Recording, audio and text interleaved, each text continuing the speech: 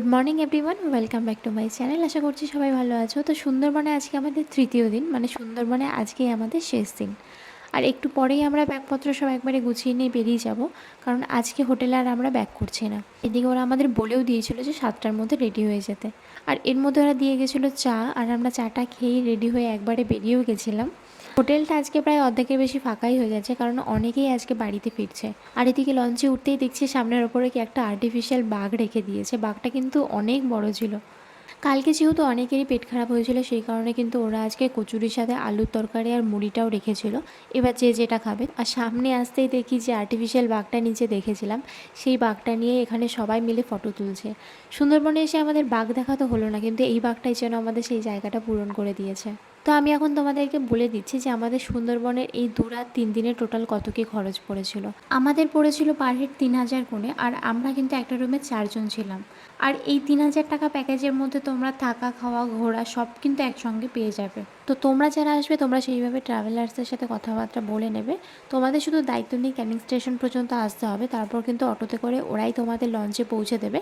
আবার তোমরা যেদিন ফিরবে সেদিন কিন্তু ওরাই দায়িত্ব নিয়ে তোমাদের স্টেশন পর্যন্ত দিয়ে আসবে। তো ওরা এদিকে আমাদের নামিয়েও দিয়েছিল। আর এখন আমরা যাচ্ছি লোকনাথ বাবার মন্দিরে।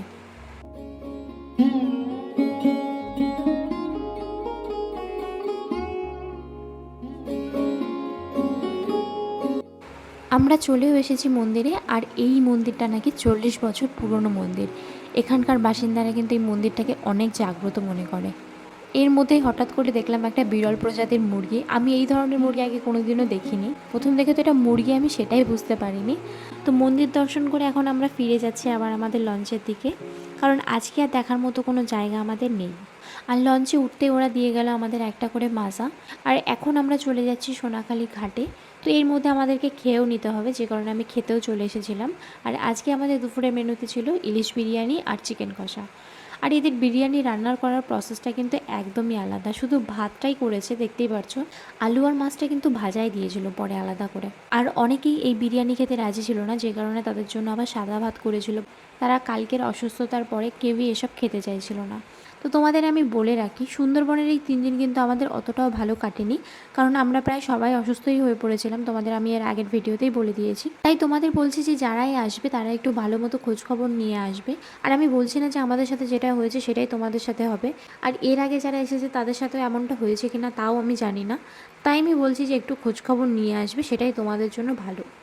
তো আমি কিন্তু এই প্রথমবারই এসেছি সুন্দরবনে, আর আমার এক্সপিরিয়েন্স কিন্তু একদমই ভালো ছিল না। তো তোমরা যারা যারা আমার আগে এসেছো অবশ্যই কিন্তু তোমাদের এক্সপিরিয়েন্স আমার সাথে শেয়ার করো।